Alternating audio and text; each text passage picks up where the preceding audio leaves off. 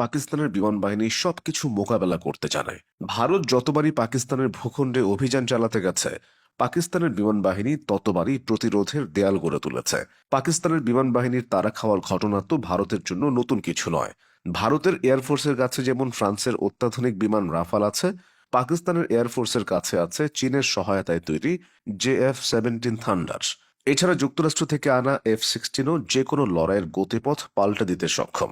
বিশ্বের যে কোনো প্রান্তে যে কোনো আবহাওয়ায় এটি উঠতে ও আঘাত হানতে সক্ষম। পাকিস্তানের বিমান বাহিনীর কাছে মোট বিমান 1399 থেকে 1434টি। এর মধ্যে বিমান 328 থেকে 387টি। আধুনিক বিমানের মধ্যে F-16 ফাইটিং ফ্যালকন এবং JF-17 ছাড়াও রয়েছে মিরেজ 3 or 5। পাকিস্তানের বিমান বাহিনীর ভারতের সবচেয়ে বেশি ব্যবহার উপযোগী হেলিকপ্টার আছে।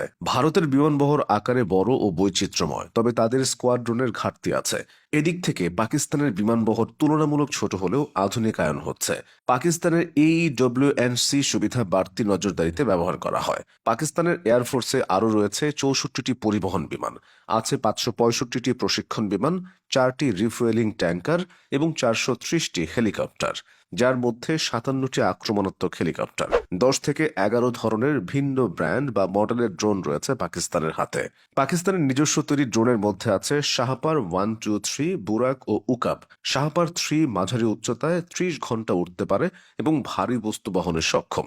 পাকিস্তান মূলত তুরস্ক এবং চীন থেকে ড্রোন আমদানি করে। শুধু তাই না, পাকিস্তান জার্মানি এবং ইতালি থেকেও ড্রোন কিনেছে। সামরিক সরঞ্জাম ছাড়াও পাকিস্তানের বিমান বাহিনীর সক্রিয়তা বেশ চোখে পড়ার মতো। তাদের সামরিক বিমান ঘাঁটির সংখ্যা মোট 116টি। পাকিস্তান বিমান বাহিনীকে সংক্ষেপে PAF বলা হয়।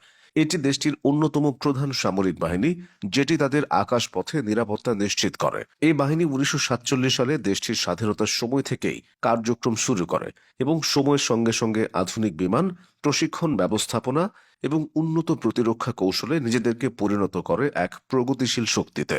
প্রযুক্তির পাশাপাশি PAF তাদের পাইলট ও টেকনিক্যাল স্টাফদের জন্য উন্নত প্রশিক্ষণ প্রদান করে থাকে। এই প্রশিক্ষণ মনস্তাত্ত্বিক ও কৌশলগত দক্ষতাও বৃদ্ধি করে। একটি দেশ কতটা উন্নত এবং শক্তিশালী তা ওই দেশের সমর শক্তি পরিমাপ করলে অনেকটাই বোঝা যায়। বিশেষ করে কোনো একটি দেশের কতটা বিমান আছে এবং সেগুলো কতটা আধুনিক তার উপর নির্ভর করে দেশটির প্রতিরক্ষা। কেননা একটি রাষ্ট্র যখন আকাশে নিজেদের সক্ষমতার প্রমাণ দেয়, তখন বহিঃশত্রুর অভিযান প্রতিহত করার ইঙ্গিত বহন করে।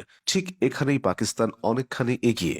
পাকিস্তান বিমান বাহিনী বারবার বহিঃশত্রু অভিযান প্রতিহত করেছে।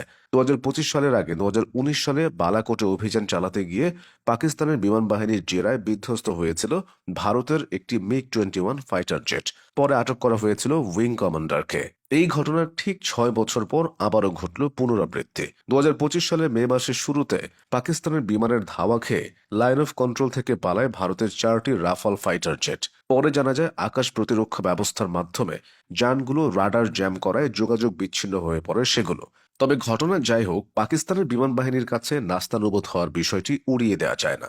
সামরিক দিক থেকে এগিয়ে থাকলেও আকাশ প্রতিরক্ষায় ভারত কৌশল আর বুদ্ধিতে পাকিস্তানের থেকে পিছিয়ে আছে। অন্তত পাকিস্তানের বিমান বাহিনীর সক্ষমতা সেটাই বলছে।